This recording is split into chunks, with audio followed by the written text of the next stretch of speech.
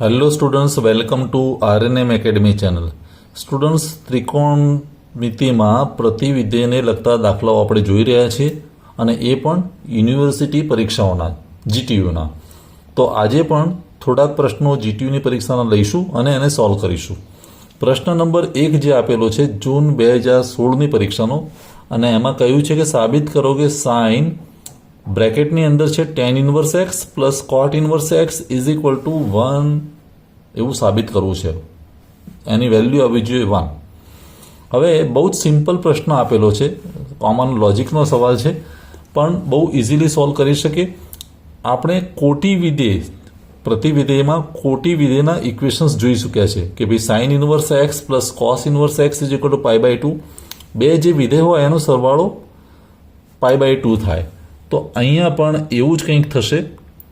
જુઓ, પહેલાં હું ડાબી બાજુ લખી દઉં, left hand side is equal to sine, પછી tan inverse x plus cot inverse x is equal to, હવે આ તો સાઇન, પણ અંદરનો જે ભાગ છે tan inverse x plus cot inverse x is equal to π/2 એવું સૂત્ર જ છે. આ બંનેનો સરવાળો π/2 થાય. એટલે સીધું આપણે અહીંયા લખી દઈએ બ્રેકેટની વેલ્યુમાં π/2, અને આપણને ખબર છે કે સાઇન π/2 એટલે 1. એટલે બહુ જ એક જ સ્ટેપમાં જવાબ આવી જાય એવો પ્રશ્ન આપેલો છે.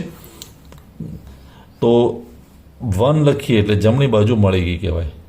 અને આમ તમે શોધવા જાઓ તો બહુ લાંબી પ્રોસેસ થાય તો પણ જવાબ ના મળે. સાઇન છે, અહીંયા અંદર ફંક્શન બે જુદા જ છે, પણ એની સીધી વેલ્યુ 1 આવે, અરે π/2 આવે એટલે π/2 મૂકી દઈએ તો જવાબ 1 મળે. તો પ્રશ્ન નંબર 1 બહુ સિમ્પલ છે. હવે સ્ટુડન્ટ્સ, પ્રશ્ન નંબર 2 જે આપ્યો છે જૂન 2016ની પરીક્ષાનો, સાબિત કરો કે 2 times tan inverse 2/3 is equal to tan inverse 12 divided by 5. ડાબી બાજુ 2 tan ઇન્વર્સ 2/3 છે બરાબર tan ઇન્વર્સ 12/5 લાવવાનું છે. તો શરૂઆત કરું છું હું ડાબી બાજુથી, લેફ્ટ હેન્ડ સાઈડ. ડાબી બાજુ બરાબર 2 tan ઇન્વર્સ 2/3, હવે ઇઝ ઇક્વલ ટુ 2 ટાઈમ્સ છે એટલે હું 2 વાર એડિશન કરી શકું, tan inverse 2/3 plus tan inverse 2/3, 2 વાર આપણે લખી શકીએ. હવે 2 વાર લખીએ એટલે કેવું સ્વરૂપ થયું, tan inverse x plus tan inverse y. હવે આનું સૂત્ર આપણે ઓલરેડી જોઈ ચૂક્યા છે. એ જ જો સૂત્ર તમારા મેમરીમાં ના હોય તો હું ફરી તમને રિકોલ કરાવી દઉં એ સૂત્ર કેવું હતું તે.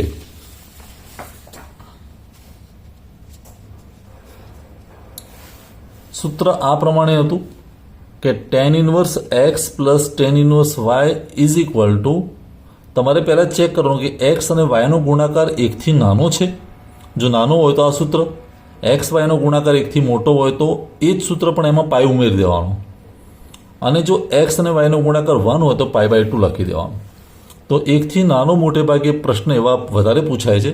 1થી નાનો હોય તો શું સૂત્ર છે, એક્સ પ્લસ વાય અને છેદમાં 1 માઇનસ એક્સ વાય. 1થી મોટો હોય તો આ તો ખરું જ, પ્લસ પાઈ ઉમેરી દેવાના. તો આને આધારે આપણે હવે ઓરિજિનલ દાખલા ઉપર આવીએ કે એમાં એક્સ અને વાયનો ગુણાકાર કેટલો થાય. હવે અહીંયા મારે જોવું હોય તો હું સાઈડમાં લખીને બતાવું કે એક્સ તરીકે પણ વેલ્યુ કેટલી છે.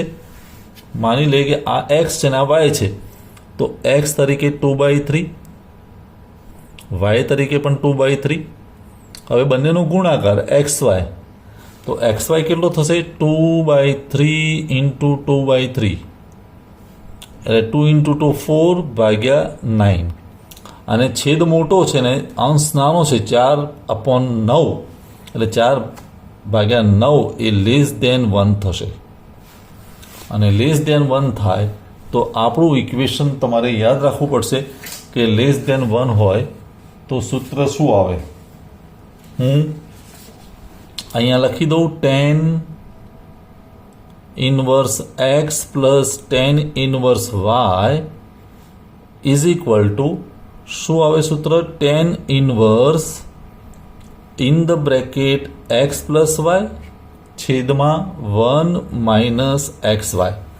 આ સૂત્ર આપણે યાદ રાખીશું. જો વેલ્યુ 1થી વધારે થાય તો એમાં પાઈ ઉમેરી દેવાના અને એક્ઝેક્ટ 1 થાય તો પાઈ બાય એમાં જે છે તે પાઈ બાય 2 લખી દેવાનું. હવે અહીંયા જે જોઈએ તો tan inverse x plus y તો is equal to tan inverse ઉપરનામાં x પ્લસ વાય એટલે 2/3 પ્લસ 2/3 છેદમાં 1 માઇનસ XY એટલે 1 માઇનસ 2/3 ગુણ્યા 2/3 આવું આપણે લખી શકીએ.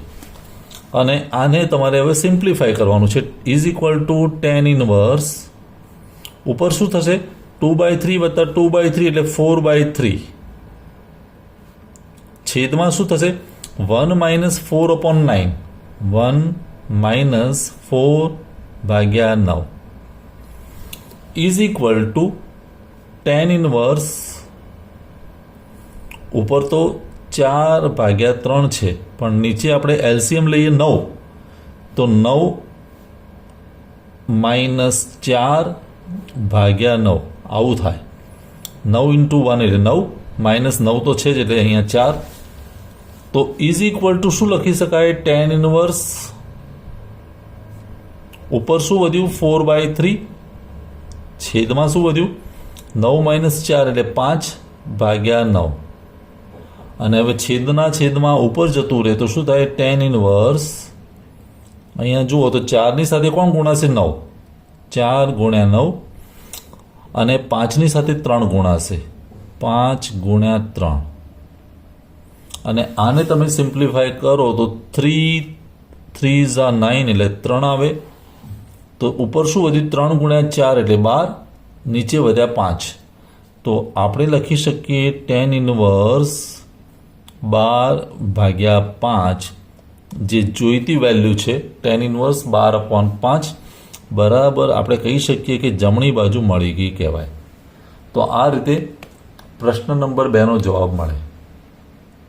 હવે સ્ટુડન્ટ્સ એ જ પદ્ધતિથી પ્રશ્ન નંબર 3 લઈએ. ઓક્ટોબર 2020ની પરીક્ષામાં પૂછાયેલો tan inverse 1/2 plus tan inverse 1/3 is equal to π/4. તો અહીંયા એક x છે ને બીજું y છે તો પહેલાં x અને yનો ગુણાકાર કરી દઈએ સાઈડમાં. x તરીકે શું છે 1/2 અને y તરીકે કેટલા 1/3. 1/2 અને 1/3નો ગુણાકાર તો શું થાય 1/6.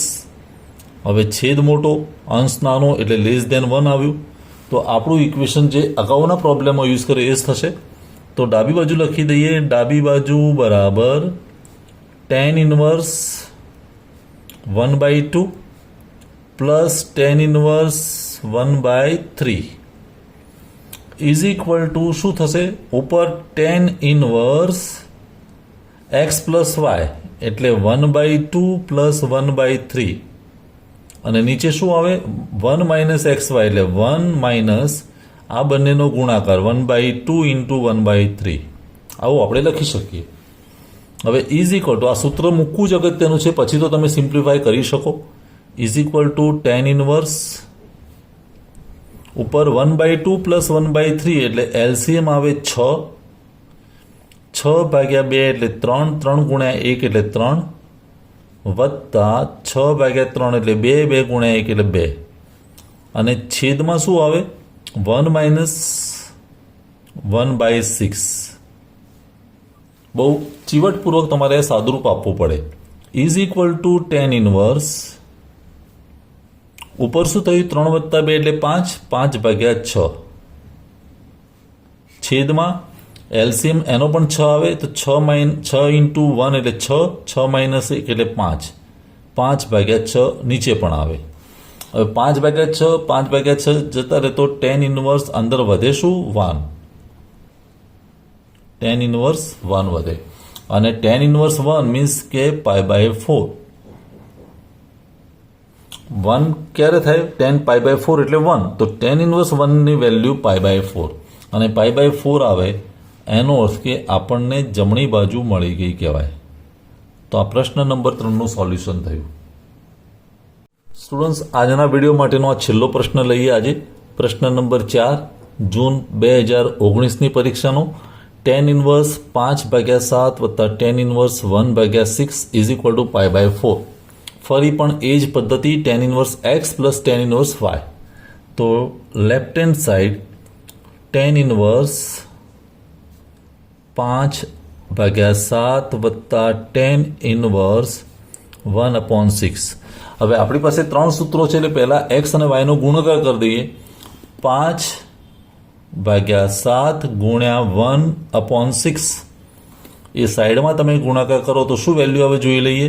5 ગુણ્યા 1 એટલે 5, નીચે 7 ગુણ્યા 6 એટલે 42, 5/42 એટલે તો લેસ ધેન 1, કારણ કે છેદ બહુ મોટો છે, ન્યુમેરેટર નાનો છે એટલે લેસ ધેન 1.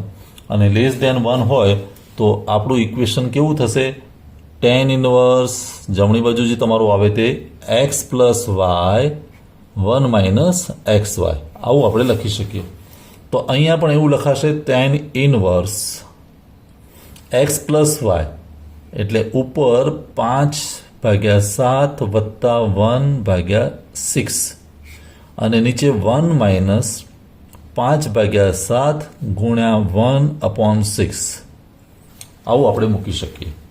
હવે is equal to tan inverse ઉપરનું સાદુરૂપ, ઉપરનો એલસીએમ થશે 42, 7 અને 6 નો ગુણાકાર, 42/7 એટલે 6, 6 ગુણ્યા 5 એટલે 30 આવે અહીંયા, વત્તા 42/6 એટલે 7, 7 ગુણ્યા 1 એટલે 7 અને છેદમાં 1 માઇનસ 5/42. હવે is equal to tan inverse ઉપર શું થયું? 30 વત્તા 7 એટલે 37/42 અને છેદમાં તમે જુઓ તો ફરી એલસીએમ લઈએ તો 42 ગુણ્યા 1 એટલે 42 માઇનસ 5 એટલે ત્યાં પણ 37 આવે, 37/42. હવે ઉપર નીચે વસ્તુ સરખી થઈ તો tan ઇન્વર્સ 1 અને tan inverse 1 is equal to π/4 અને π/4 મળે એટલે જમણી બાજુ મળી ગઈ કહેવાય. તો સ્ટુડન્ટ્સ, આજે આપણે પ્રતિવિધિને લગતા 4 પ્રશ્નો જોયા. ચારેય પ્રશ્નોનું સોલ્યુશન તમને સમજમાં આવ્યું હશે. એવા બીજા પ્રશ્નો પણ શોધી કાઢો તમારા એસાઇનમેન્ટ ટ્યુટોરિયલમાં અને એ પ્રશ્નોને સોલ્વ કરવાનો ટ્રાય કરો. ઇક્વેશન આ યાદ રાખો, અગર XYનો ગુણાકાર 1થી વધારે છે તો આમાં પાઈ ઉમેરી દો, એક્ઝેક્ટ 1 હોય તો π/2 આવે અને એ પ્રમાણે પ્રશ્નો સોલ્વ કરી જુઓ. આજનો વિડીયો તમને કેવો લાગ્યો એનું મંતવ્ય જરૂરથી જણાવશો. વિડીયો શેર કરવાનું ભૂલતા નહીં. ફરી મળીશું नेक्स्ट वीडियो में. Thank you for watching. Thank you very much. अगर आपको ये वीडियो पसंद आया है और आप मेरी चैनल पर नए हैं तो प्लीज मेरे चैनल को लाइक कीजिए, शेयर कीजिए और सब्सक्राइब जरूर कीजिए. Thank you very much.